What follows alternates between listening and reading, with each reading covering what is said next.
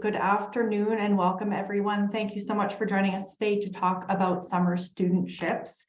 I'm Dr. Kyla Flanagan. I'm the academic lead for the PEER program, and I'm joined here today by four wonderful colleagues. We have Allison Cormier, Adele Anderson, Jennifer Logan, and Stephanie Vahaho joining us today to talk and provide information about the upcoming summer studentships. As we begin, I would like to take a moment to acknowledge the traditional territories of the people of the Treaty 7 region in southern Alberta, which includes the Blackfoot Confederacy, comprising the Siksika, Piikani, and Kainai First Nations, as well as the Tsuut'ina First Nation and the Stoney Nakoda, including the Chiniki, Bearspaw, and Wesley First Nations. The city of Calgary is also home to Métis Nation of Alberta Region 3. So our goals for you in this session today are that we will provide background information on the summer studentships. We're going to spend most of the time exploring ideas for how you can begin to find a research supervisor as part of the summer studentship program. So we'll give you some ideas for strategies for contacting potential supervisors, and then start to help you think about how you can begin developing your proposal in collaboration with a research supervisor. You'll have a chance to hear from a previous summer research student, and we'll clarify some of the expectations and processes and timelines around the application itself. We'll end with just a brief overview of how applications are evaluated and a preview into what you'll be expected to do for your proposal. So what are summer studentships? What do we mean when we refer to summer studentships here at the University of Calgary? Summer studentships are an opportunity for students to conduct research outside of the classroom in partnership with a University of Calgary researcher. So they're full-time paid summer research opportunities that you can conduct between May and August in the summer period. You apply for summer studentships through what we refer to as a consolidated application system, where as a student, you submit a single application and your application is considered for many different awards, and you are matched with awards that you are eligible for. So we'll talk more about both of those things, but we're thinking about summer research that you would do as a student in collaboration with another researcher here at the University of Calgary. And because these opportunities are conducted in partnership with a University of Calgary academic staff member, the process for applying is a partnership between two of you. So we've broken down the steps and the process for completing an application here to help guide you through what this looks like in terms of completing an application for a summer studentship. So the first step, the really most important step here at the start, is that you find somebody to work with. So you will need to find a supervisor who agrees to support you and your application, your proposed research, and then both you and that supervisor collaboratively write the research proposal. So the two of you collaborate and produce the research proposal. As a student, you submit your portion of the application, and then the supervisor follows with a recommendation letter, a letter of support for the application that you have submitted. Okay, so both of you and a supervisor need to work together and be in a partnership in submitting a single application. So we're going to spend lots of time today focusing on this first step. This is a really challenging step for most students, is the actual initial first process of finding somebody to work with, finding a supervisor who's willing to support you and your proposal. So we'll focus in on here for this session, and the subsequent session that follows this in January will focus much more on the next steps involved in how to actually submit your application, what needs to be in the proposal, and what your supervisor will be expected to do. So as you're beginning your search, as you're beginning your research into who can supervise you and who you might want to work with as a summer student, it's important to consider who is eligible to be a supervisor. So at the University of Calgary and in our summer studentship program, supervisors must be full-time University of Calgary academic staff members. And so full-time academic staff members can go by many different names. You'll see different categories of academic staff members listed here. So it could include assistant, associate, and full professors in the research stream, or assistant, associate, and full professors in the teaching stream. Some full-time academic staff members are clinical faculty appointments, so they are clinical faculty members. Librarians, archivists, and curators also fall under this category, and professor emeritus who have an active UCID. There are options available for supervision that involve co-supervision. So if somebody that you want to work with as a supervisor does not fall into these categories, they may still be eligible to co-supervise you and be part of the day-to-day mentorship of your research, but you will also require an eligible full-time academic staff member to be listed as the primary reference on your application.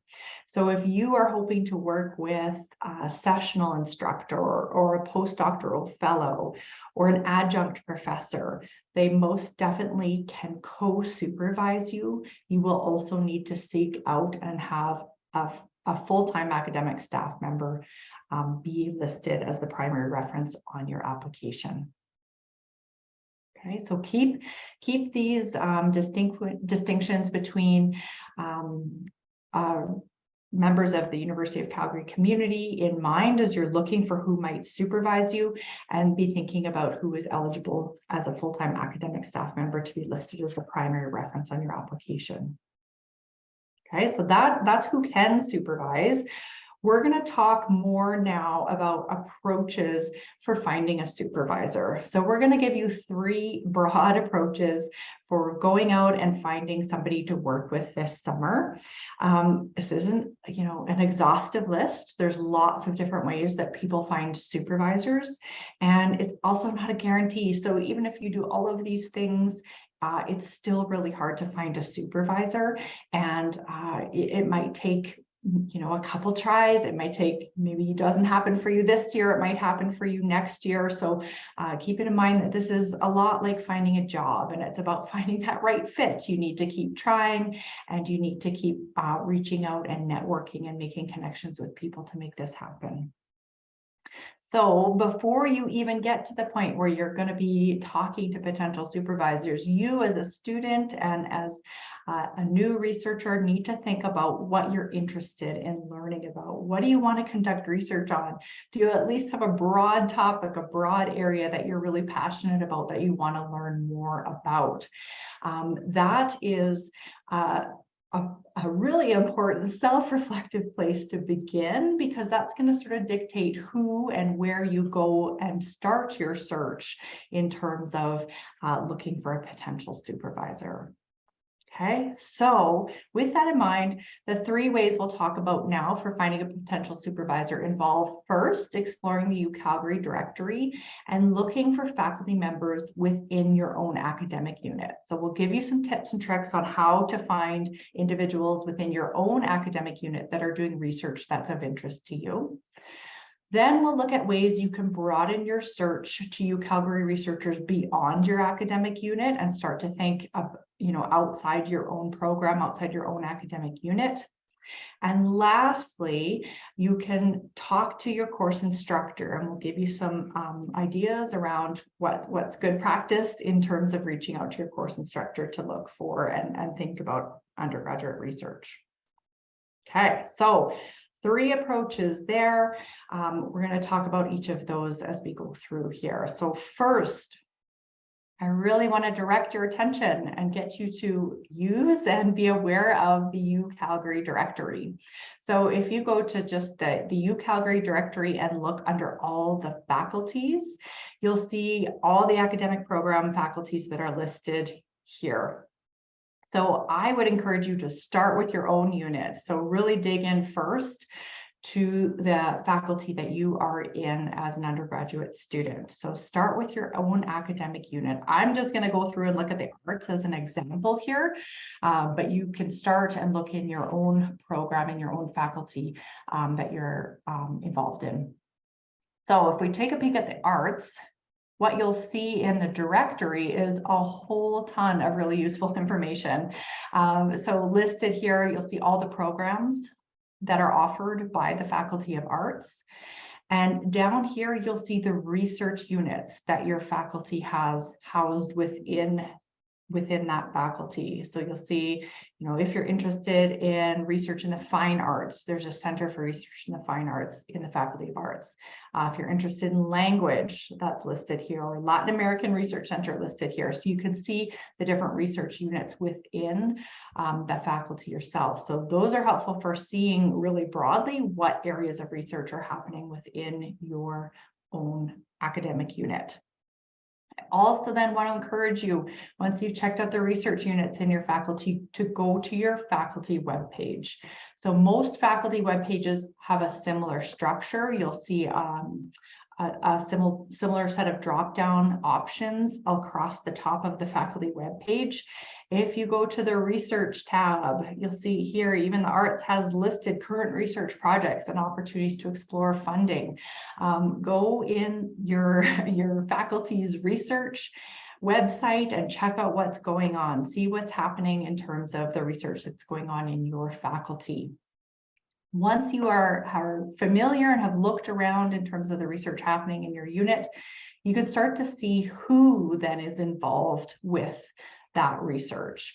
So you can take a peek and find individual faculty members' web pages. And then as you're honing in even more, you find maybe an individual that's working in a research institute or in a research area you're really interested in, start reading some of their research articles.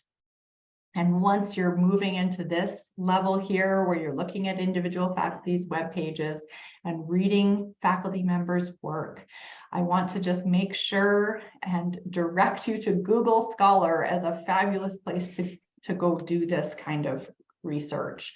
Many of you will be expert Googlers, but for the academic and scholarly work, moving over to Google Scholar is a great place to go, and I'll show you a couple of reasons why. So here I'm doing a Google Scholar search for a colleague in the Department of Biological Sciences. So when I do a search for a colleague in the Department of Biological Sciences, what you'll see on Google Scholar that has advantages over just a typical Google search is you'll see a profile for that researcher, and you can confirm that that is the researcher at the University of Calgary that you are interested in learning more about. So a simple Google search with a fairly common name could lead you down rabbit holes of looking at people who are doing research and they are not the correct person at the University of Calgary.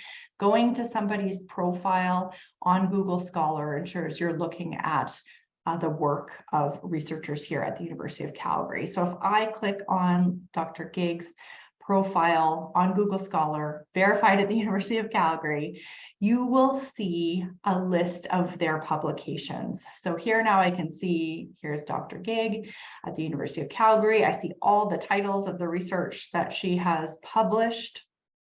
And this gives you some really useful and helpful information. Google Scholar will automatically show and list researchers' publications in terms of highest number of citations. So you can see here, this is Dr. Gig's top cited paper, 241 other articles and other researchers have cited this specific work. And I always recommend reading the highly cited work of somebody you're interested in to look at work that they've done that's been really impactful on the field and get a broad sense of what this researcher's area is all about.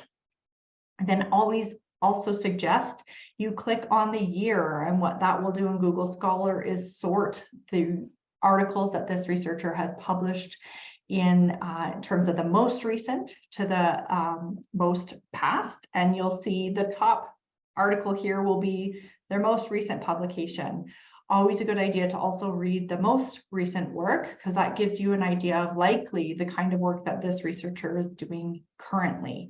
So lots of times people's research evolves, and projects that they worked on 10 years ago, they have shifted and moved away from. So you want to get a sense of the work that's happening in that researcher's area currently. Okay, so those are some ways you can start to get a sense of what individual faculty members are doing. So honing down from your academic unit, the research institutes, the research that's happening within your faculty, to individual researchers, getting a sense of what each of the individuals you're interested in working in are doing. Okay, so those are some ideas and thoughts there. I will also, as you're starting to think about who you can work with, encourage you to consider working with researchers beyond your own academic unit. So you're not limited to only working with people in your home faculty or department. You can use that same directory to find related areas of interest that you might be interested in exploring in your research in the summer. Explore.ucalgary.ca gives a really high-level overview of research that's happening at the University of Calgary, and you can see what kinds of big research initiatives are happening in different areas, and get a sense of who's doing what in different research areas.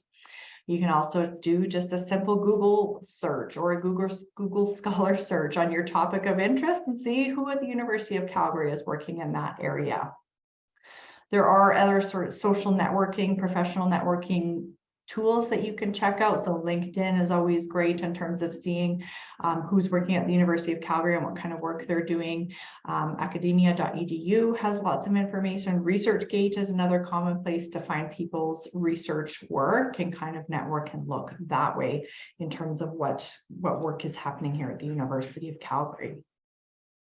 So expanding beyond, you can think beyond your own academic unit, find some interdisciplinary collaborations that might really enrich your undergraduate experience, and expand your research beyond your own unit.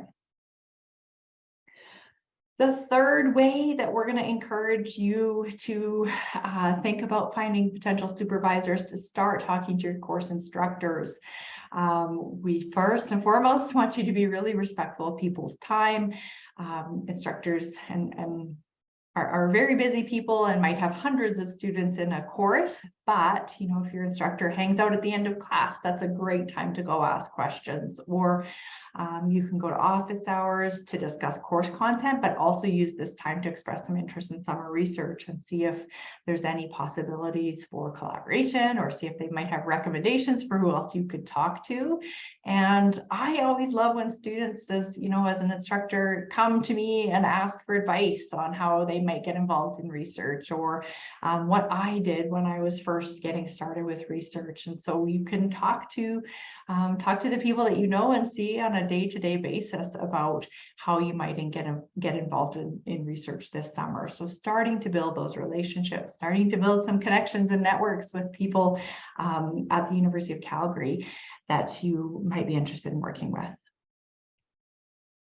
Okay, so those are three ways you can get started. I'm sure you can think of more and other ways, but the important thing is that you do get started, that you start to explore how you are going to begin conversations with researchers about the possibility of summer research, if that's where you're aiming for.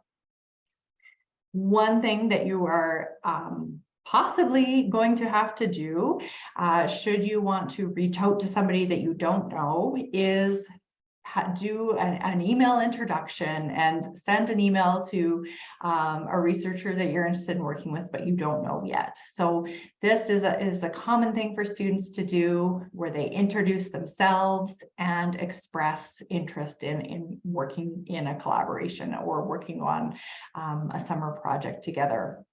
So we'll give some tips for how to do this well and how to do this professionally. Short and specific is really key. The long emails are time-consuming to write and time-consuming to read. So try and keep it short and specific. Use a really good subject line, so whoever's looking at the email knows what is going to be in the content of the email.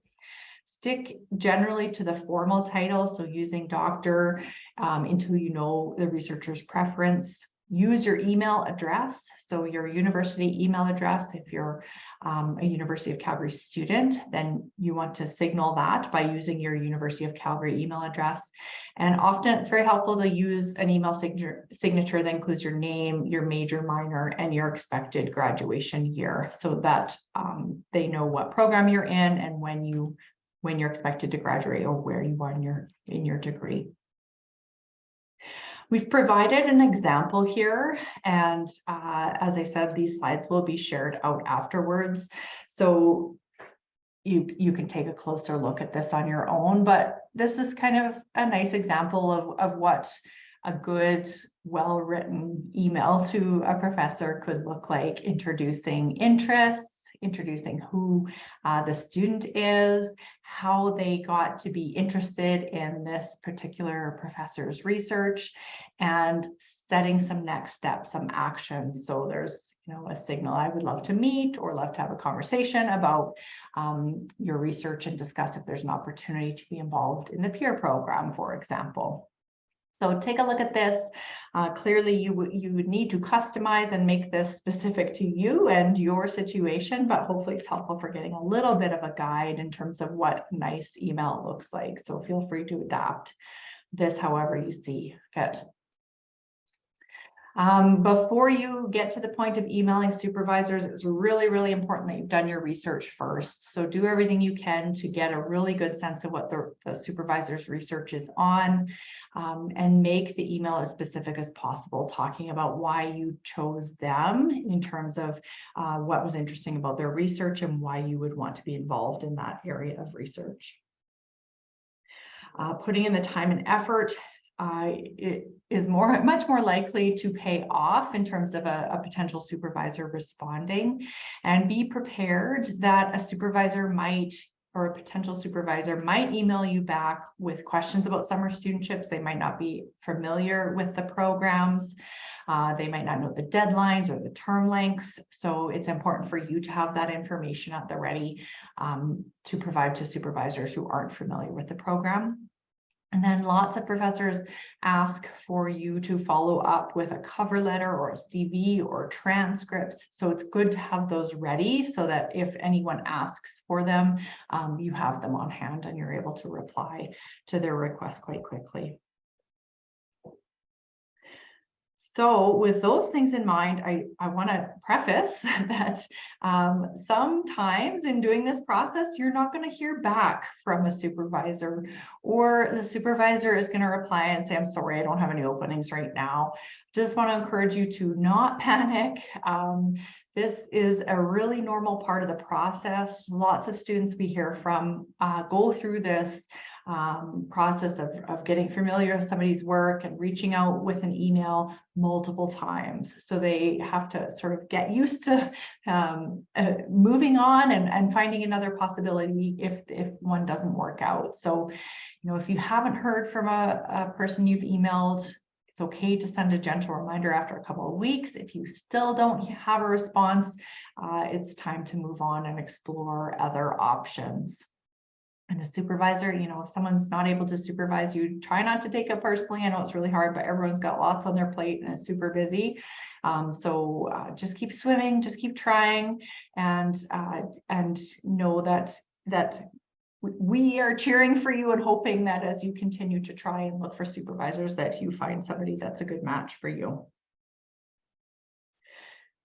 And then along those lines of thinking about a good match for you, when you're looking for a supervisor, I've talked lots about finding somebody that has shared your research interests, and you might be looking for specific skills. You might be hoping to develop a certain lab skill, for example, and this opportunity would be a really great way to build those skills.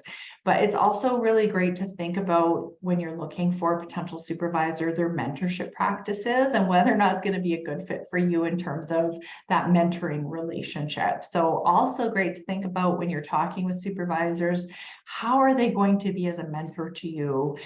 What's the research environment going to be like? How's their mentorship philosophy or approach? What are they signaling to you in terms of how much support they might provide in terms of day-to-day supervision or weekly supervision or checking in with you on a regular basis? So some people look for information on that on individual faculty members' web pages. They might look for an EDI statement to think about if it's an inclusive, welcoming environment, but you can also contact past and current students in the research area or in that research lab and see what the mentorship is like in that researcher's portfolio. So also thinking about that too, think about what you might need in terms of mentorship and the fit between the mentors and the research supervisors you're approaching. Okay. All right, so that was lots of information thinking about, you know, how you might reach out and find supervisors, what you might do for initial emails and contacting and thinking about mentorship. Once you have found a supervisor and are ready to start developing a proposal, you will be in this wonderful stage of needing to learn a lot of information. So we'll encourage you to just read a ton about your topic area. You don't need to envision the entire project from start to finish. You can be flexible in this initial phase, start planning, be fluid, read a lot, be creative, and start thinking about pulling together ideas with your supervisor for crafting the proposal that you're going to write and that I will show to you in just a few minutes. But before we get to that point, I'm going to turn it over to Allison, who has been wildly successful in finding research supervisors and securing research funding over the last 3 years. And Allison has done this repeatedly and in many different ways. And so I wanted to give you a chance to hear from a student in terms of experiences of finding supervisors. So Allison, I'll pass it over to you. Yeah, thank you so much, Kyla. I hope everybody can hear me okay. I just had to transition to my headphones, so that's always good. But my name is Allison. I'm currently finishing up my last year at the university, majoring in psychology, and I'm also doing my honors research this year. So that's been a really fun opportunity to work with other supervisors. I've been really fortunate to work with Pure for the last 2 summers, and I also was able to work with ACREATE, which is another award that's offered through the Consolidated Application System. So through all of these experiences, I've been really lucky to have the chance to connect with a lot of different mentors, as well as a lot of different students at the university who are interested in research. And I remember as a second-year student, I also really nervously attended this information session. And at the time we were hosting them in person, and I remember walking up to Dr. Flanagan afterwards and asking her how I could approach the supervisor that I had in mind. That was really, really nerve-wracking, and I truly didn't know what I was doing when it came to research and finding a supervisor. But after this session, I felt a lot more confident in my abilities for that first studentship term, as well as going forward. So today I just wanted to spend a few minutes getting to chat with you all about my experiences in finding research supervisors and a few lessons that I've learned along the way. So the first time that I ever found a research supervisor, as I said, I really was quite clueless when it came to research. The most that I knew about research was really what I'd been learning in my classes, which actually ended up being really helpful. And we'll get to that in just a second, but I remember being very nervous to approach a professor or any potential supervisor for that matter, just because I felt like I had to have a project outlined from start to finish. And I want to make it very clear that this absolutely is not the case. And you can really build that in collaboration with your supervisor, or they might already have something going on in the lab that they're willing to have you jump on. So if I have one word of advice, it's not to let that limit you, because it will be built, I promise. And so going back, I knew that I wanted to be involved in research, and I really only knew what I was learning about in my classes.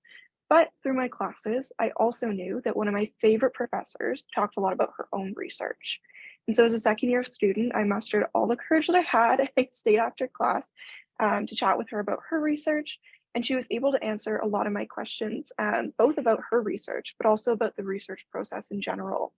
I remember after that first meeting, we kept in contact, and we were able to just go back and forth by email. And a few weeks later, the studentship applications went live, and I knew that I was really interested in applying. So with that, I sent her an email and asked whether she might be able to supervise, and she unfortunately wasn't eligible. However, her husband was, who was a professor at the university. So I was able to work with these two really fantastic supervisors through the summer of 2020. And this was really due to the one conversation that we had after class and some ongoing networking. So with that said, I do want to emphasize as well that all of these things and finding supervisors are really a consequence of relationship building. So regardless of that, whether that's with TAs or peers or professors, I think it's a really, really valuable action to connect with those people. And you never really know what doors it could open, whether that be in the short term or the long term. So it doesn't have to be right then and there that you're asking them to supervise. It could really just be building that connection and seeing where that leads.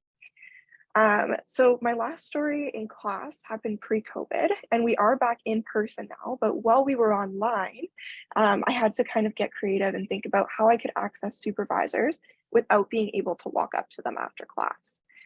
So lucky for me, email exists, and I was able to connect with my current supervisor, who I've been with for the last 3 years, by email. And so I sent her an email, and it was called, or I guess students would call it a cold email. So the template that Dr. Flanagan shared with us before, when you send an email out to a professor, these can sometimes be seen as by students as being a little bit ineffective or nerve-wracking to send, but I want to emphasize that this absolutely isn't the case, and it's how I, alongside many other people, found their supervisors. And it's also an important way to access supervisors who maybe you don't have classes with, or maybe you're not seeing on a daily basis, but you're still interested in their research. So I wanted to highlight that. And so when we're thinking about sending cold emails, there's one piece of advice that I found incredibly helpful in all my experiences, and that's being knowledgeable. So being knowledgeable refers to two different things. And the first is being knowledgeable about your supervisor's work. So when you're looking for a potential supervisor, it's really important to get a head start on the research game. And this sounds a little bit silly, but you can get a head start on the research game by researching your supervisor. By doing this, you'll be able to show your professor or your potential supervisor that you're interested in their work and you know more specifically what it is that they do. This is a really important piece for standing out and not just sending out more generic emails. Additionally, to do this, I would probably go through your supervisor's publications. You don't need to read all of them, but a handful of them that interest you or that are highly cited, you can go through and read. And then when you send your cold email, you can include just a sentence or two about something you maybe found interesting or surprising about their research. And this is really good for highlighting that you know what you're talking about, you know what they research and what you're signing yourself up for. So that's really a big part. And the second piece I would recommend doing about being knowledgeable is being knowledgeable about how your goals and your interests align with your potential supervisors. So there's a few questions that you can ask yourself as well as addressing in the email. And these are things like, why do you want to do a studentship? What drew you into particular publications or that area of research? What do you want to gain from the studentship and working with this particular supervisor? So if you're a student who's hesitant to send a cold email, I would absolutely encourage you to rethink this. It's a really great way to access different supervisors and just get your foot in the door. So overall, I know that looking for a research supervisor can be a really intimidating and exciting time, but I hope that as it did for me, this information session helped build your confidence going forward for applying for studentships.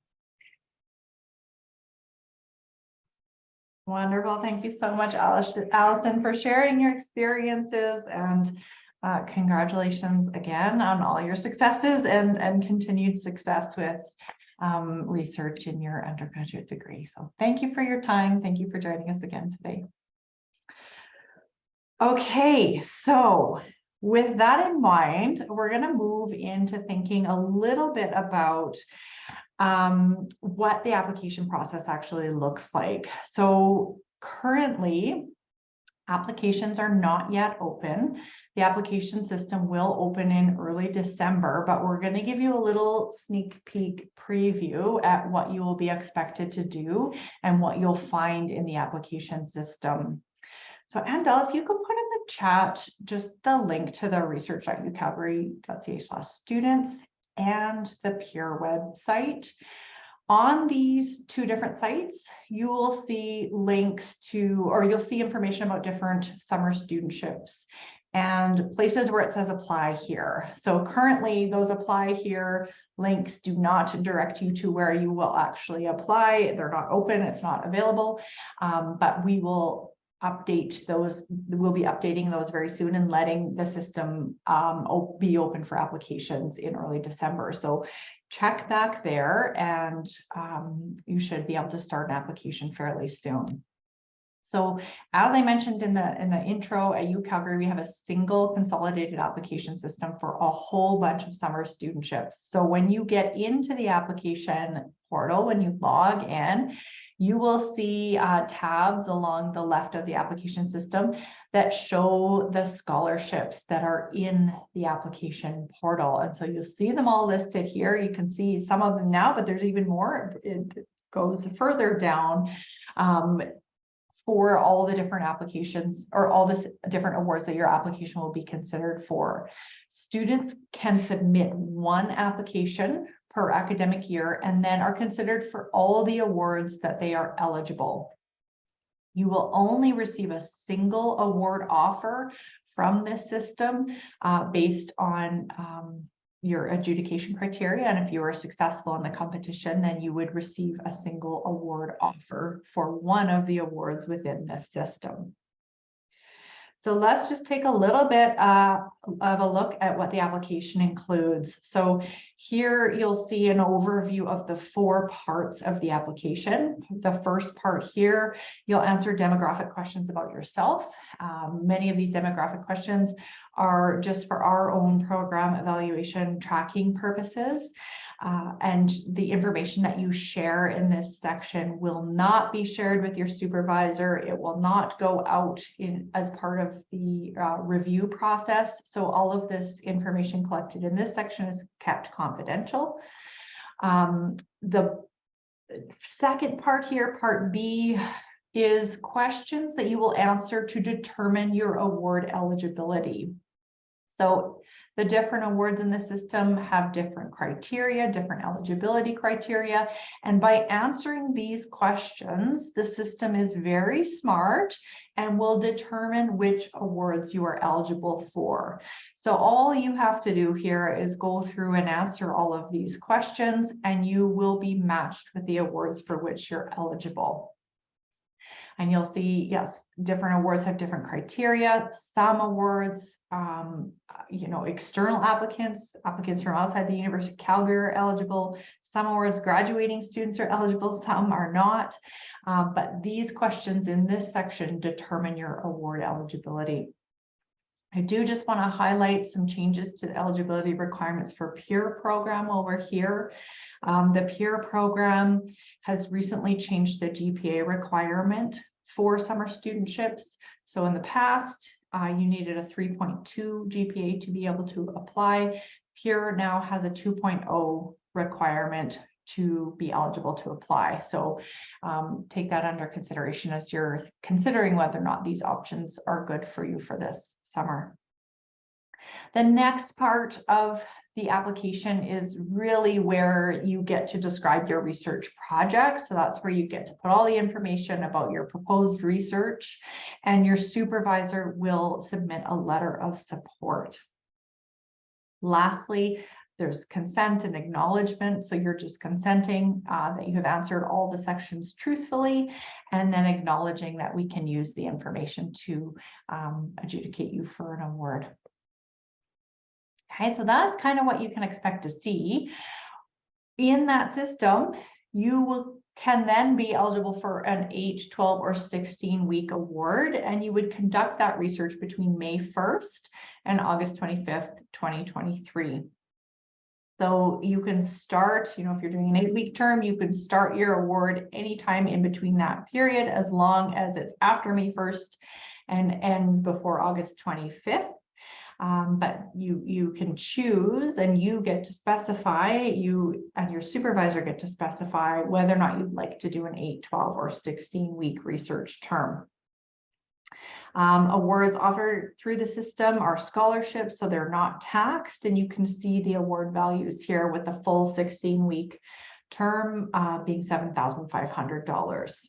And so those are funds that go to you as the researcher. This funds your time to conduct research. These are not funds that you have to use to pay for research materials or supplies. This is all funds that go to you as a researcher to allow you to conduct research during the summer. Okay, so here are some important deadlines. The application deadline for you is February 3rd. So you need to have all your components completed in the system by February 3rd at 11:59 p.m. Your supervisor then has an additional week to get their letter in. So there's some additional time for supervisors. They have until February 10th at 11:59 p.m. to get their portion of the application complete. So once we have the student deadline has passed and the supervisor deadline has passed, then all the applications go out for review. And so each application is reviewed twice by academics across the campus. And we then determine who will receive an award based on the ranked list of the applications after they've been adjudicated. So successful applicants will be notified 6 to 8 weeks after the deadline, and then they can begin their research starting after that date in May. Okay, so apply, adjudication, you'll hear the results about 6 to 8 weeks later, and then you can start your research in the summer. So this is probably early for many of you to think about yet. I suspect many of you are still trying to find a supervisor, and we'll spend lots more time talking about this in January. But if you want to see what you will need to do for your application, these are the different categories that you'll be asked to address in the application system. So you'll have to produce a title, you'll have an overview and abstract of your research project with, information about the background, the purpose, objectives, and the approach, using language for a broad audience so that it's broadly understandable by people across different disciplines. You'll have to highlight the originality, creativity, and significance of the work that you're doing. Highlight the benefit to you, so the benefit that conducting this research will have to you as an individual, and then describe the relevant experience that you bring that will help you be successful in the research that you plan to undertake. So this could be professional or volunteer or academic experience that will support your success in the research process. Okay, so you need to address all of those components in the proposal. And then in terms of the criteria that we use to evaluate you, you can kind of think about these criteria in these three broad ways. You'll be evaluated on that project description.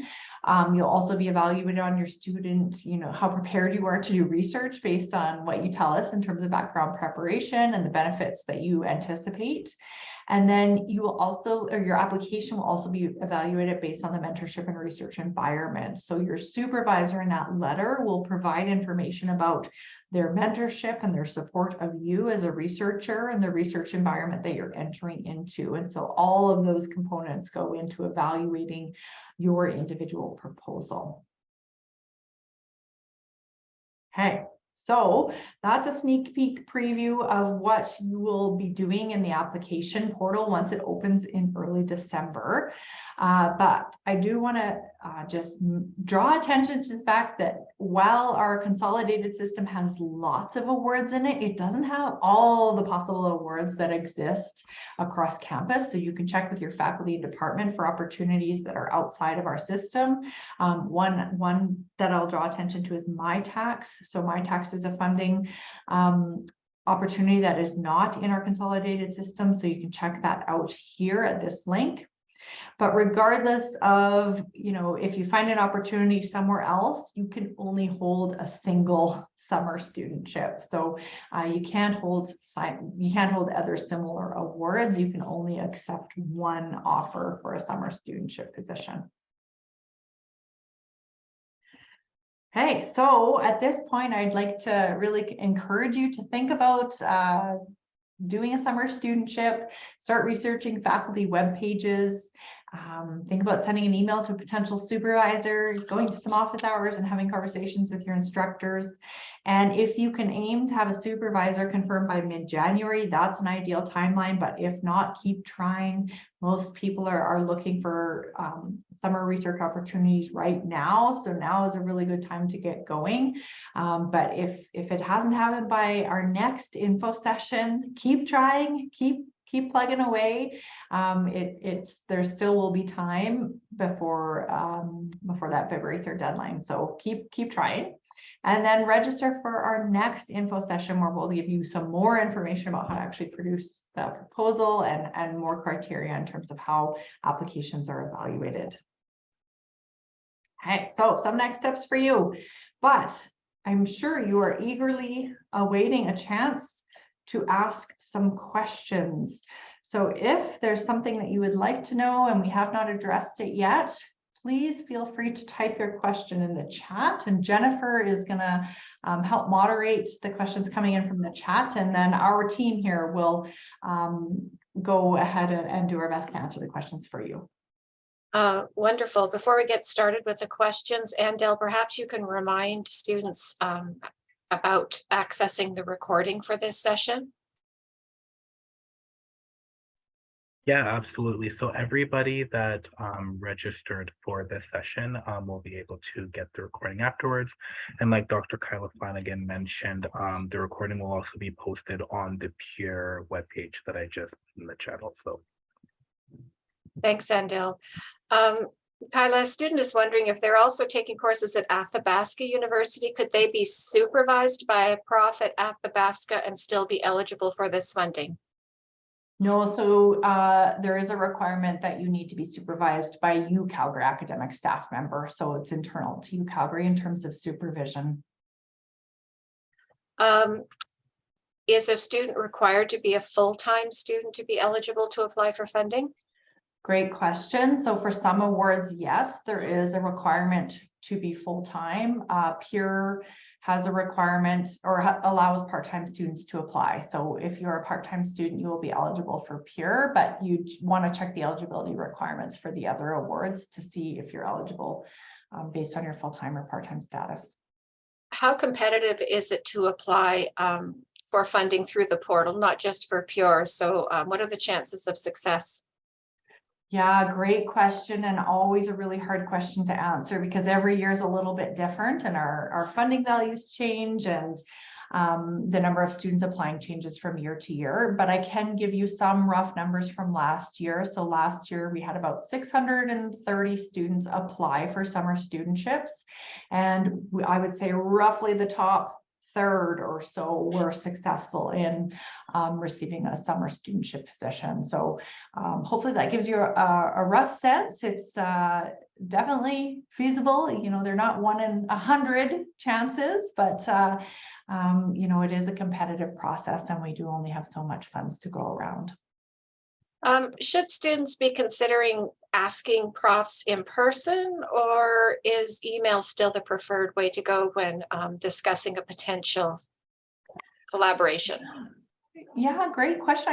I would say, you know, if you have those personal relationships with professors, researchers, having conversations is always great, but there might come a time where you do have to email somebody outside, and that's where, you know, take the advice that we've given you today. And try an email, but I wouldn't say necessarily I have evidence about one being better than the other. I think you need to kind of start building those networking skills, having some conversations, sending some emails, and just trying your best to get some connections made. So does the one application per student still apply if the student is doing a combined degree program, or do they get to sort of apply once under each degree program? No, unfortunately, it is a single application per student. So even if you're, you know, an interdisciplinary student, you get one chance per year. You get to submit one application per year.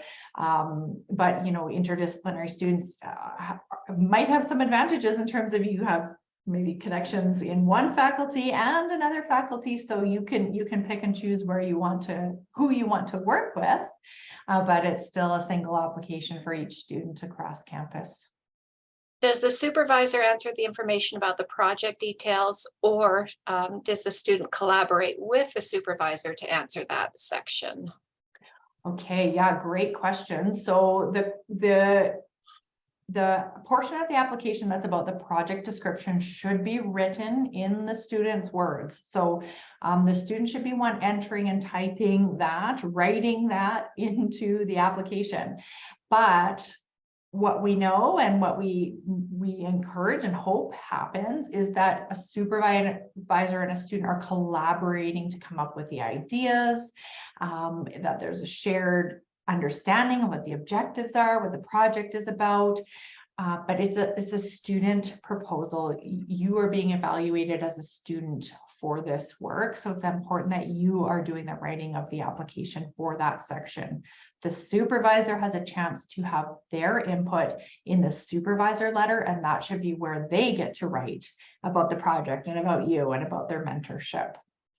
So what experiences will be looking for? Do you have any guidance about how the applicant should frame these experiences?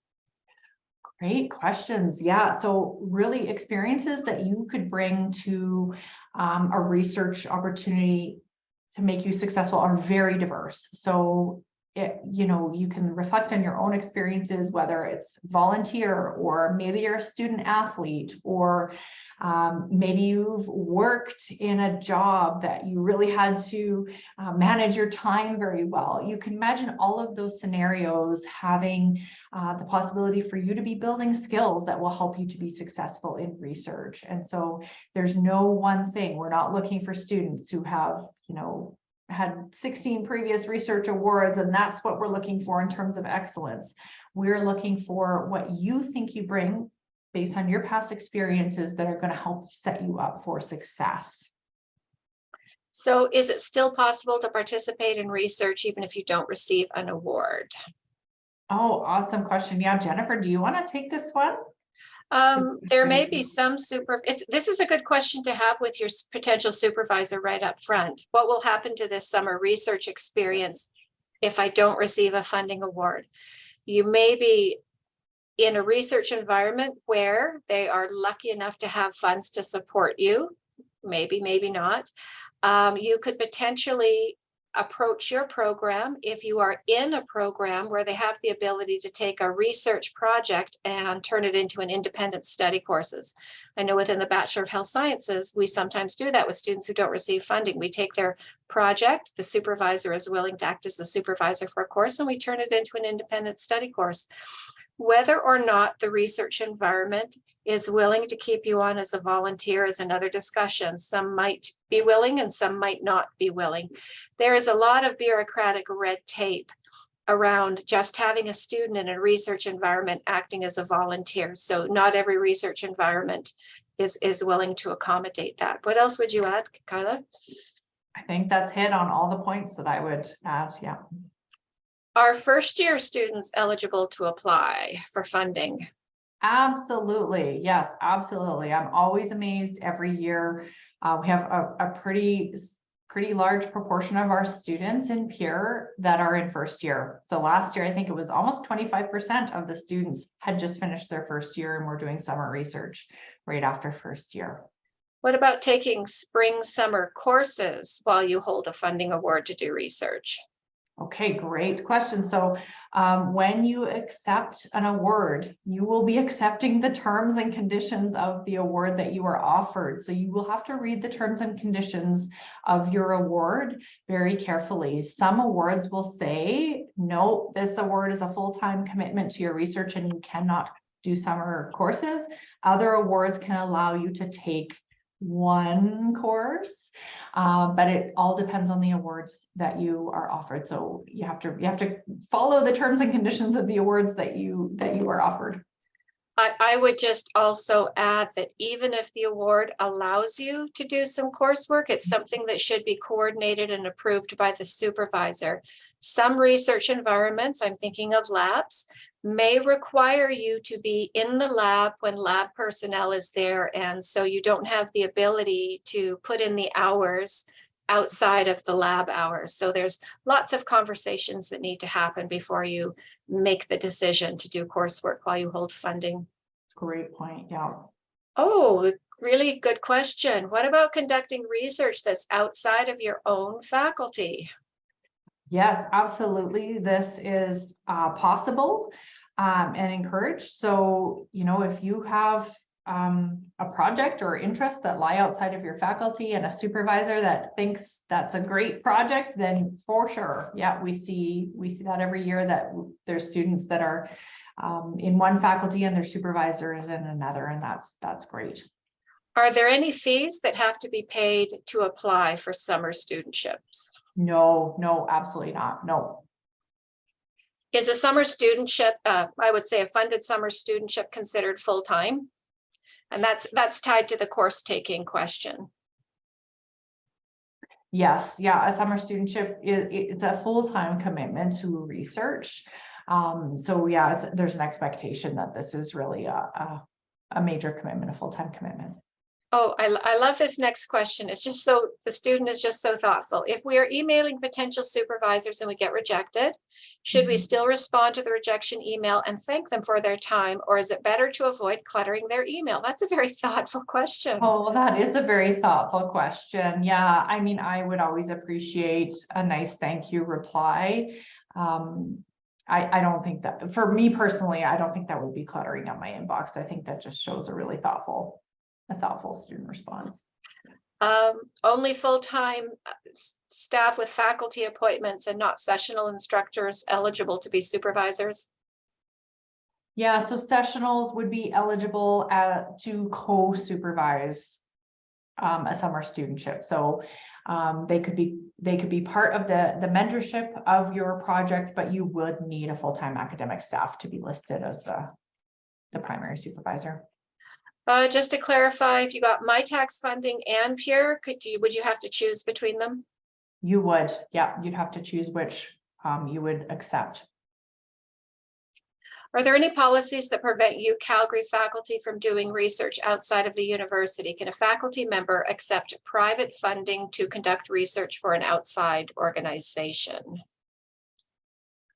Yeah, a faculty member can do that. I'm not too sure how that would play into your funding for a summer studentship, but good conversations to have with supervisors. Are these summer studentships intended to be sort of carried out in person, or are there opportunities for remote participation?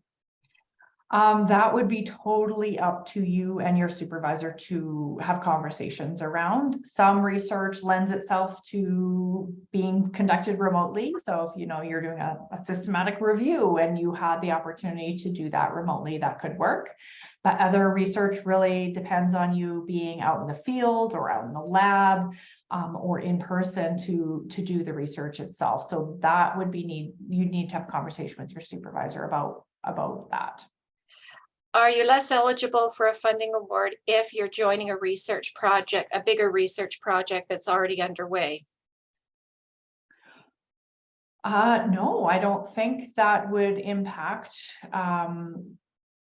that decision. Lots of times a researcher will have a research portfolio. They'll have, that these are the things we're working on, and then they carve out an aspect that is perfect for a summer studentship. And then you have to have a certain piece of the research that is your research as a summer student, but it's often a part of a bigger research portfolio.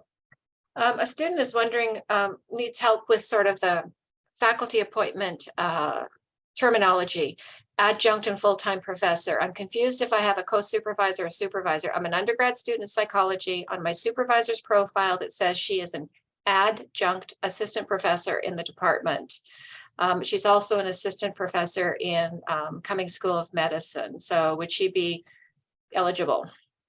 Yeah, great question. And yeah, the many names that people go by here at the University of Calgary can be really confusing. I would say have a conversation with your supervisor, particularly when there's shared positions between different units. You can see adjunct appear, but there are a full-time staff in another unit. So have a conversation with your supervisor and ask if they fit into the category of full-time academic staff here at the University of Calgary, and they should be able to answer that question.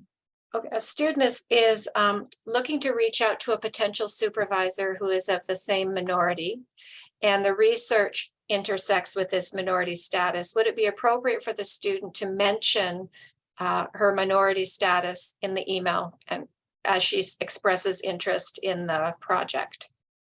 Oh, interesting. I'm not too sure what to advise, or if you think that's an important aspect for your research or for you as a researcher, then I think it could be something to add. Jennifer, I don't know. What are your thoughts there? I think providing a personal context for your interest in the research that's happening would be relevant and a common ground. Yeah, great. Saying how this research, you have a personal interest in it. Mm-hmm. Does taking a research course at the 400 or 500 level count as experience to prepare for summer research? Oh, absolutely. Yeah, absolutely. So coursework, at the 400 or 500 level, I think that there would be lots of things there for sure that would prepare you for summer research. But, you could even think of first year courses that might have a lab or a small library searching project might also be great preparation. So definitely think about your coursework, your academic work. Even if there was high school coursework and experience, if you're a first year student, that could really prepare you well for summer research. What about the feasibility of holding a part-time job while you're engaging in summer research? Yeah, so we definitely know that lots of students do this. So lots of students are supplementing their income with a part-time job.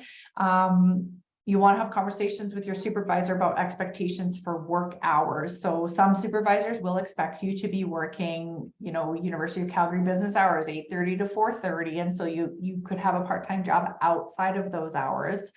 Other supervisors are more flexible, and so you might have a bit more flexibility about when your hours for your full-time commitments, your research fall. But we do know that students have financial considerations and that they might be working on the weekends or evenings to supplement their income. So yeah, we understand and know that's an important thing to consider too, but conversations with your supervisor again are the key piece here. If a student's currently doing an independent study course right now, could the summer project potentially be a continuation of the project they're currently working on? Yes, it could definitely be a continuation of, I would say, to make clear how it's continuing so that there's distinction between the work that was done for your course and the work that you're going to do for your summer studentship. Because there should be aspects that are new that you're building upon for this research. So it shouldn't just be you did all the research all fall and winter, now you're writing it up for your summer studentship. This should be a research project this summer as well. Yeah, and just to confirm, a student can pursue a research topic outside of their department with a supervisor from another department, or hey, even in another faculty, right? Absolutely. So it's a very practical question. How do you suggest students approach a backup plan? Should they be looking for a summer job in case they don't get funding, particularly if finances are, an issue for the upcoming school year? And given that they might not find out until end of March, beginning of April, if they're receiving funding. Yeah, such a hard thing to advise on, but always good to have a backup plan. Also good to have a backup plan with your supervisor in case they do have access to funds to fund your project regardless of the outcome of this competition. But yeah, backup plans is a good plan. We try and get our notifications out as soon as we possibly can, but you can imagine that it's tight on our end for getting hundreds and hundreds of applications adjudicated. Yeah, so just to confirm, a second year student is far enough along in their studies to apply for summer research funding, right? Absolutely, yeah. Oh yes, graduating students, do they, so Just to confirm, PURE is not the only funding award that you're applying for when you apply through the Consolidated Application Portal. And there are awards in the portal that students who are graduating are eligible for. So I don't think that should affect a student's applying or not, whether or not they're graduating in June. Is that correct, Kyla? Yes, absolutely. Oh, if a student knows they're going to have time away in the summer, how do they manage that? Does that affect funding? Is that something they have to clear with their supervisor? Yep, absolutely. You would want to consider how long you're going to be away for, and that might factor into your decision for your research term length. So if you are gone for all of August, you can't do a 16-week research term. You'd be picking either the 8 or 12 research term, for example. So you need to consider your research term length, the period that you're traveling for or away for, and what you need in terms of to make it all fit in. So, Andela, students come in late. I'm wondering if you could put the links to the 2 sites back in the chat because they're so far up there. And to the student who came in late, when you get the copy recording of the session, I would recommend that you review the recording before you initiate an application. If you're meeting with different supervisors, potential supervisors, do you need to notify them that you've reached out to others, or is it okay to sort of meet with more than one supervisor without mentioning the others?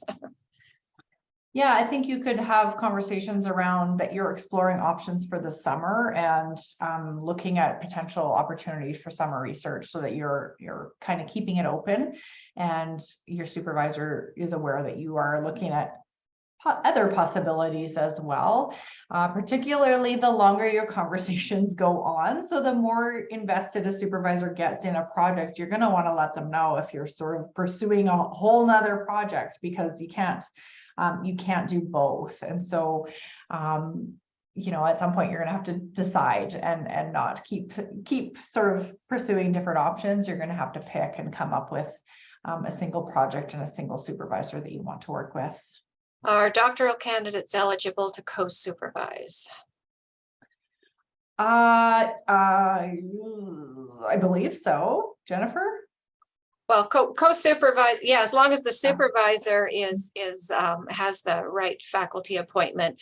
The co-supervisor is sort of a not the official supervisor of record. And really, in a lot of lab settings, it may be somebody else other than the supervisor who's working with the student on a day-to-day basis. So 8-week research term, is it just May and June, or can it be an 8-week term at any point during the May to August summer studentship season? You can pick where you start if you're doing an 8-week term, as long as you start after May 1st and end before August 25th, I believe I said the date was. So as long as you're within that bracket, you can choose where you start and end that 8-week term. Wow, I think we've made it through all the questions. Thank you so much. Wonderful. Okay, well, we are a bit over time, but I wanted to make sure we all had time to see questions and ask and answer questions. So thank you all for joining us today. We'll follow up with a recording and with more information afterwards. So thank you so much for your time. Thanks, Jennifer, Stephanie, and Elle for joining us. And have a great evening, everybody.